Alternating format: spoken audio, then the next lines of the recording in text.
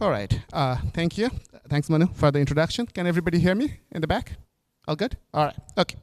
So I'm Suman Jana, and I'm presenting this work. This is jointly done with all my students, Gabriel, Burcu, Cetin, and Gabe graduated and has since joined Microsoft Research, but due to some family emergency, I'm the one presenting the paper. So thank you. Thanks for attending. All right. So let's first define the background of the problem. And this is a fairly well-known problem. I'm sure all of us know what data races are. But just to recap, data races happen when two memory accesses are performed to the same address by two different threads, right? And at least one of them is a write. And we are more specifically interested in data races in the context of Linux kernel. And obviously, here is an example of the kind of data races we are talking about.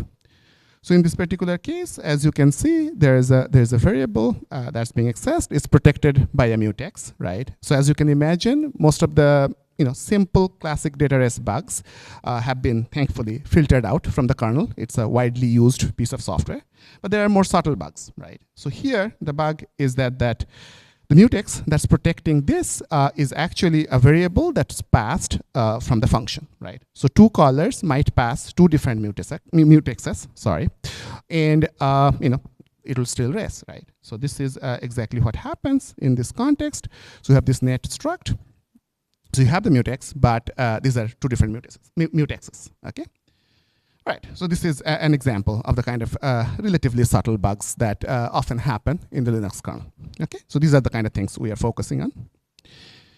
And why Linux kernel? That's the question. So in terms of our techniques, it's generic, but we focus specifically on Linux kernel, partly because one is it's a very popular software, large attack surface. It has been engineered to be reentrant over the years for performance reasons, right? And also my home community is in security, so I care a lot more about security, right? So Linux kernel, often these bugs have pretty severe security implications. So that's why we often work in this area. And of course, there are many users, as you all know, all right? So that's that. All right, so of course, race detection is a very old area. There's a lot of work. I won't have time to summarize all of it, but I'm going to talk about two samples to give the flavor of kind of work that is going on to detect this sort of kernel data races, right? So what's the main problem here? The main problem here that we are doing multi-trace race prediction. Because remember, in the Linux kernel, there are different system calls that are happening, right? So the user programs are making system calls, and these are reentrant, right? That means they run in concurrent threads. So what we are interested in are two different things. One is different sets of inputs. Remember, inputs in this context is inputs to the kernel. All the system call arguments, the system calls, they are inputs, right, in this context. And then the schedules, right? Obviously, the schedules are across these threads, right, which are running inside kernel for individual user programs making system calls, right? So essentially, one has to try all different combination of different inputs and different schedules. And it blows up, obviously, as you can imagine. This blows up exponentially, right? So this is the challenge. And so the practical work in this field, the main goal is, given a fixed computational budget, you want to maximize the number of detected races, right? So that's kind of the goal. And there are several approaches, but again, as I said, I'm going to give two quick examples of the kind of thing I'm talking about. The first is what is called concurrency fuzzing. The key idea is that you have a kernel fuzzer that generates code coverage guided trace corpus. That means maximizing code coverage as you're generating this trace corpus. And then for each of these traces that have been collected as part of the corpus, there will be another fuzzing component that will try different schedule, try to create races and detect races. Right? So this is the approach.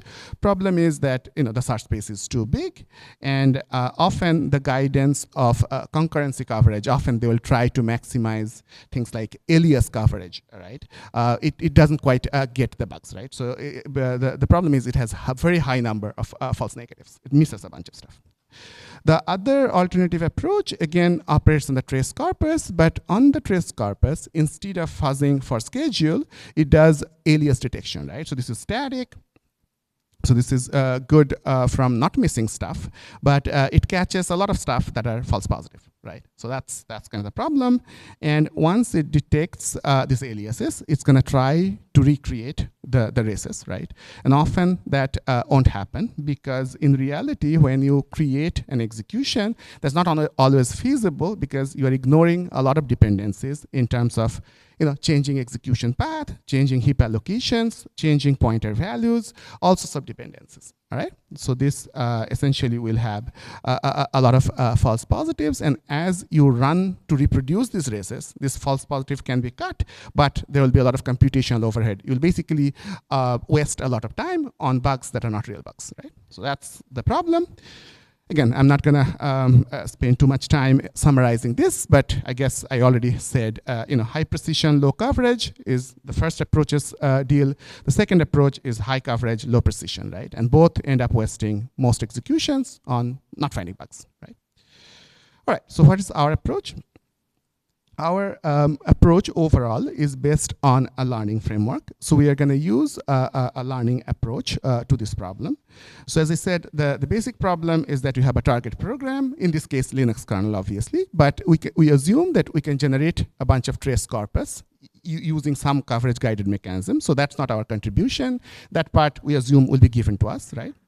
And then we want to approximate an indicator function that will take input and trace and predict whether it's feasible or not, okay? And the way we do this is this indicator function will be decomposed into two parts. One is an encoding function, because these traces are very large, and we only care about certain instructions, like memory instructions, synchronization primitive, stuff like that. So we have an encoding function, phi, and then we have a learned approximation function, which will tell us whether it's feasible or not. That's the model. F star is learned, and phi is a hand-coded function. It's essentially, you can think of it as feature set, right? It encodes the features, right? Okay, so that's that. And then in terms of the learning framework, the overall idea will work like this. You have a trace corpus E given. You will learn based on the phi of E. Remember, phi is manually designed, right? And then we'll learn F star to predict if any candidate trace is feasible or not between 0 and 1. And then on the side, we'll have synthesize candidate racing traces, right? And schedule E star based on some sort of conservative but cheap analysis, right? We use logset for this purpose. And then we'll feed it the predicted, the candidate racing schedule and traces to this learned function that we have. And if it predicts with high confidence that it is feasible, only then we are going to try to recreate that race, right? And if it's recreated, we are going to output the race and schedule together to say this is a bug. All right. So the whole goal obviously is to have no false positive, but want to be efficient as well. Those are the trade-off we are dealing with. Right? Okay. So that's the big idea. Of course, this framework is generic, but in our context, we're going to use something called Fourier learning. We're going to talk a bit more about it later, instead of, I guess, the more popular LLMs these days, right? I mean, the obvious question at this point, obviously, I said learning, why not LLMs? Because in this particular context, we wanted to achieve, high sample and parameter efficiency. We want the model to be small. One of the benefit of Fourier learning is that it explicitly uses sparsity to keep the model small, the number of parameters. And in our context, we have evidence that the data is sparse. The dependencies are very sparse. That means each memory access only depends on few other memory accesses. And this has been observed before by other work too. And it also has some other benefits, like it can support continual learning or incremental updates quite well. And this is, remember, in our context, because the corpus will get updated, there will be more traces coming in, we will be able to fit it more easily. Okay, so that's two of the main benefits of this. So this work, the current work I'm presenting, builds on our prior work. So I'll briefly summarize this. This was published in last year, Oakland. We basically had the predictor, the learned function, predict what I call stable set. That means the system calls that will always be performed with high probability. These are good because if there is any race here, it will, it has high likelihood to show up irrespective of the different interactions that might happen. So that was good. But the problem was that it cannot identify many races. So whatever it predicts well, but it cannot predict a bunch of other stuff that are not stable, and that depends on what kind of inter-thread communication that might happen. So that's the focus of this work. This is what we are trying to get at, okay? So this is an example. You have a trace with aliased access. Now, depending on the communication, this may or may not happen, right? So in this particular case, because the flag is set to 1, it won't happen, right? But in a different schedule, it can happen, right? So this will be missed by our prior work. This is what we're trying to find, okay? Right. So, and of course, in order to do this, we need to deal with both control flow and address dependencies. Here is an example of a control flow dependency, and here is another example of a memory dependency. This kind of code is fairly common in the kernel. Right? Okay, so what we are going to do, we are going to approximate a feasibility function of E as ordered pairs of memory accesses. Basically, we want to predict whether these ordered pairs of memory accesses are feasible or not. And we are going to do this Boolean encoding, and we are going to try to learn their feasibility. So given an ordered pair, if it's feasible or not, okay? And the details are in the paper, when I'm not going to cover that much, all right? Okay, so we need to learn this feasibility function based on the observed set of traces, right? And each trace, remember, has a bunch of ordered accesses, all right? So we are going to encode this into the Boolean domain because as I specified, right? So we are going to get Boolean vectors. And then from these Boolean vectors, the Fourier learning will map it to R, right? A real value between 0 and 1, all right? And 1 means feasible, 0 means not feasible. Something in the middle is less feasible or more feasible. All right, so that's that. I'm not going to go into too much into the details due to the time constraints, but do check out the paper for more details. And the key observation why this works is because most of the Boolean functions that we are dealing with, essentially these ordered memory accesses, are sparse in the Fourier domain. That means most of them can be approximated by just a few Fourier coefficients. These are the parameters. So this is efficient as long as it's sparse, obviously. And we use a low degree approximation to keep it efficient. Okay, this is fairly standard stuff. It's just that this kind of sparsity empirically has been confirmed in this context. Okay, so overall, this is what we are going to do. We're going to run log set analysis to obtain the candidate race set, right? And then for all accesses, we'll learn the feasibility prediction from the traces. And in each race pair, we are going to construct a candidate or hypothesis race trace, E star, that we believe will race, right? If the feasibility is high, then we pass on to actually try to reproduce the race. If the feasibility is 0 or low, we reorder the trace to try to make it higher, all right? So this kind of thing takes care of control flow and memory address dependencies. And if it's still too low, if we cannot find, make it higher after a few tries, we just drop it, okay? So that's the basic idea.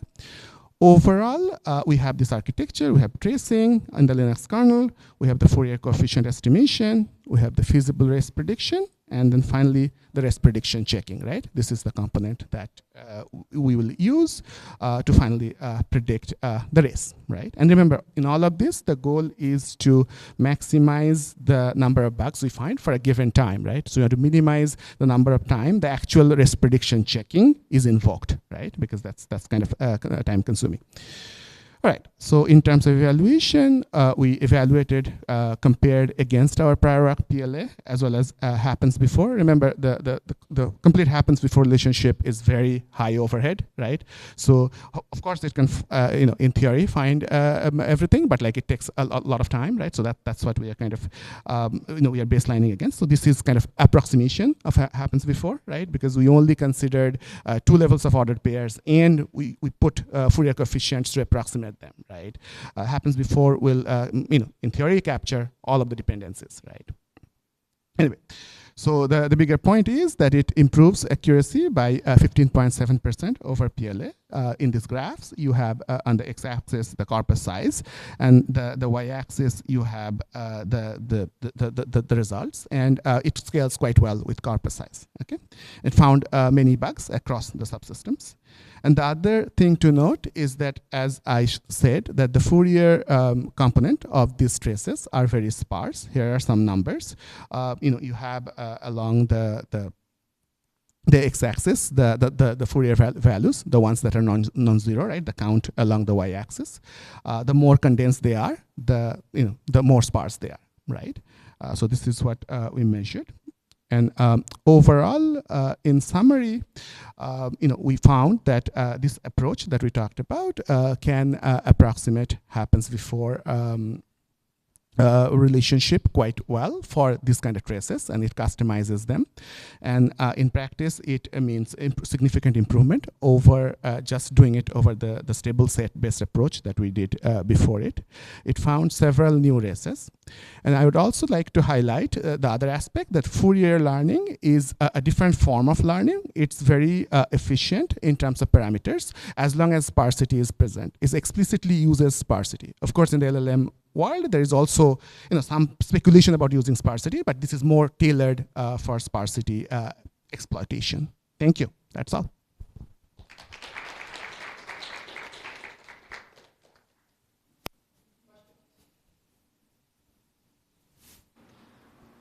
Hi. Sorry. Could you go into a bit more detail regarding you called it a hand-coded function for the features? Right. What features did you use there, and how did you make those choices? Thank you. Right. That's a great question. The question is what kind of features we used. So the features were decided by the task at hand, right? So here our goal is to position. So we wanted to filter, and remember the traces, by taking the traces, we want to encode the features. So we primarily focus on instructions that can have any side effects in memory. So this will be read, write instructions, or some sort of mutex operations that has to do with synchronization primitives. So these are some of the example features. Okay. Thank you for the talk. Just have a question. How did you confirm the data races that you found? Those 332. Right. Can you talk a bit about that?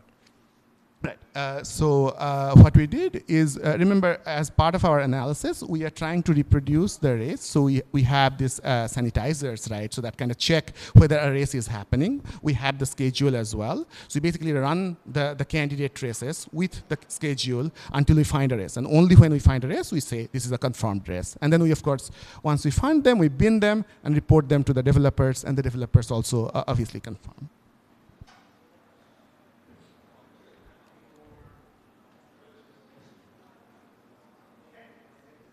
Thank you.